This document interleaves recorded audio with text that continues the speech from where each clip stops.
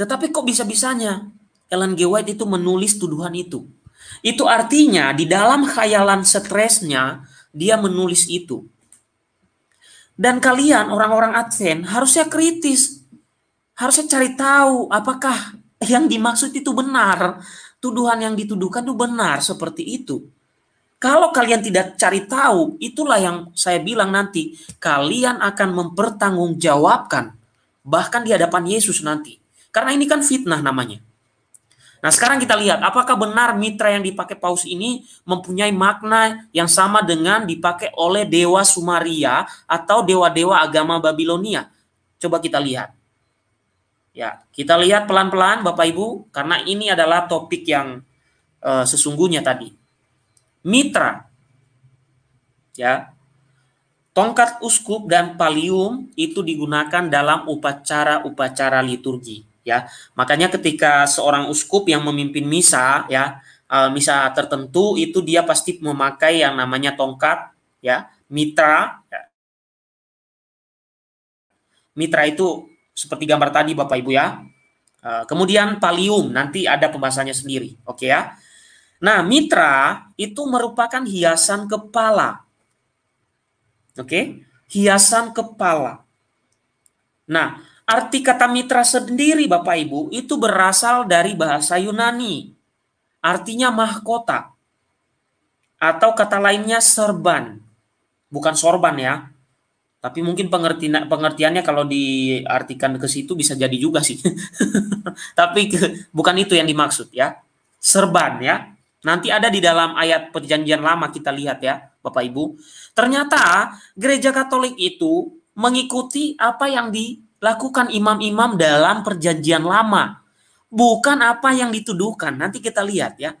Jadi kita simpan dulu bahwa mitra itu artinya mahkota. Ya, mahkota atau serban. Oke? Nah, nanti serban ini nanti ada dalam Perjanjian Lama menunjukkan bahwa para imam Perjanjian Lama dari keturunan Lewi itu mempunyai busana khusus atau khas dan memiliki mitra atau serban. Nah, kita akan lihat ayatnya. Oke, disimpan dulu Bapak Ibu bahwa mitra itu artinya dalam bahasa Indonesia adalah mahkota atau serban. Oke? Serban. Sekarang kita lihat Perjanjian Lama. Ya, kita lihat. Nah, ini adalah ayatnya. Oke. Dari ayat ini sebenarnya sudah membantah tuduhan dari mereka. Dari kaum Adventis. Karena mitra atau kata lainnya serban atau kata lainnya mahkota itu bukan diambil dari mana-mana Bapak Ibu. Tapi dari kitab suci. Kejam bukan tuduhan mereka yang mencocologikan dengan dewa Sumaria dan dewa imam-imam dewa Babilonia. Kejam sekali. Tapi mereka tidak pernah bertanya tentang ini. Sebenarnya orang Katolik itu ngambil sumbernya dari mana? Ini sumbernya Bapak Ibu. Saya bacakan. Dalam Keluaran 39 ayat 27 sampai 31 dikatakan seperti ini. Dibuat merekalah kemeja dari lenan halus buatan tukang tenun untuk Harun dan anak-anaknya. Serban dari lenan halus, destar yang indah dari lenan halus, celana lenan dan lenan halus yang dipintal benangnya, dan ikat pinggang dari lenan halus yang dipintal benangnya, kain ungu tua, kain ungu muda, dan kain kirmizi dari tenunan yang berwarna-warna seperti yang diperintahkan Tuhan kepada Musa.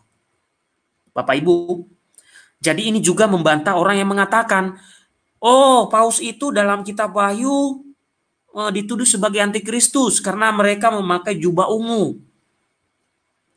Berarti yang memakai jubah ungu di dalam ayat ini juga Anda tuduh sebagai antikristus dong, kalau Anda cocologikannya begitu.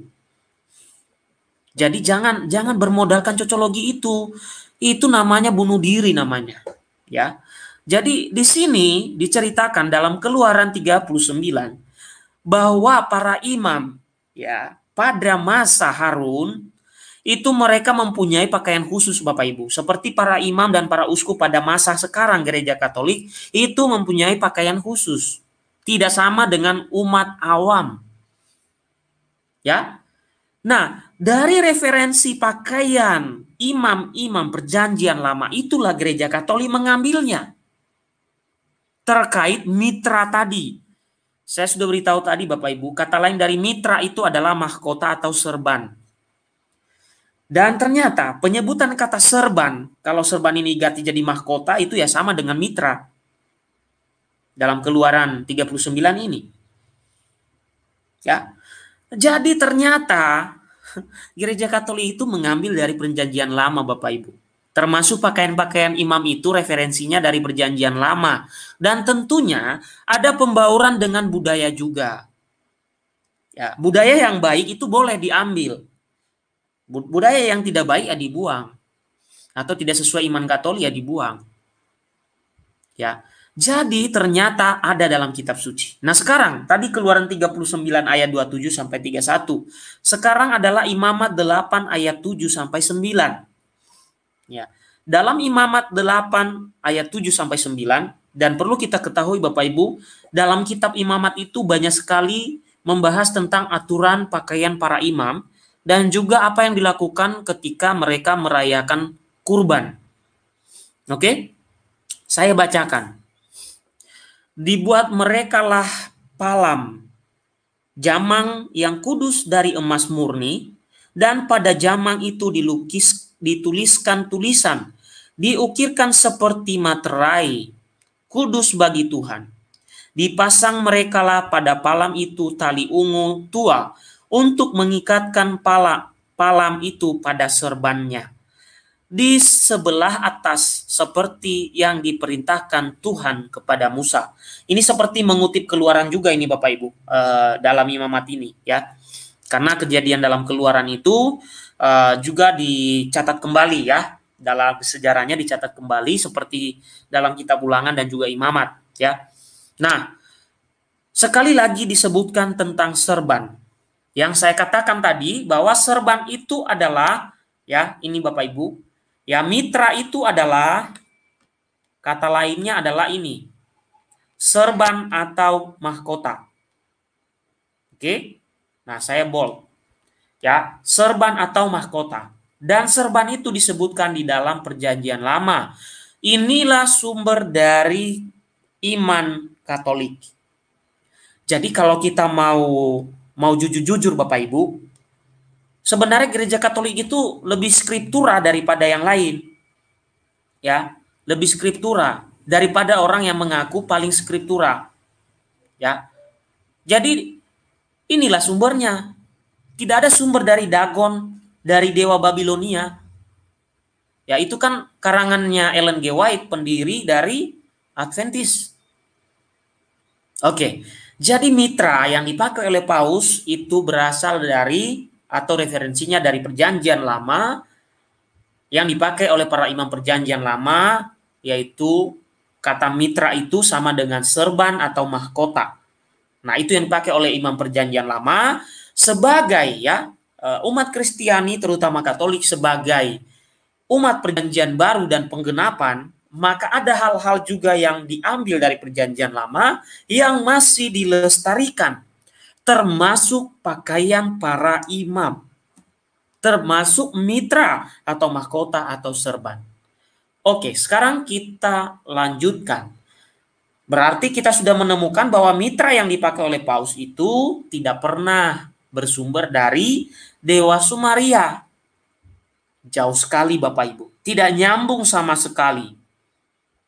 Oke, berarti kita sudah bantah mengenai mitra atau mahkota atau serban yang dipakai oleh Paus.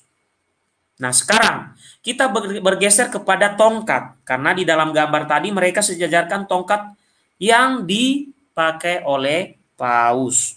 Nah sebelum itu ternyata masih ada satu slide Bapak Ibu ya. Tentang mitra ini. Nah makna mitra ini apa sih sebenarnya maknanya? Ya, maknanya ya Bapak Ibu, makna dari mitra itu memiliki arti simbolik yang berasal dari analogi Rasul Paulus. Yaitu dalam ayat ini Bapak Ibu.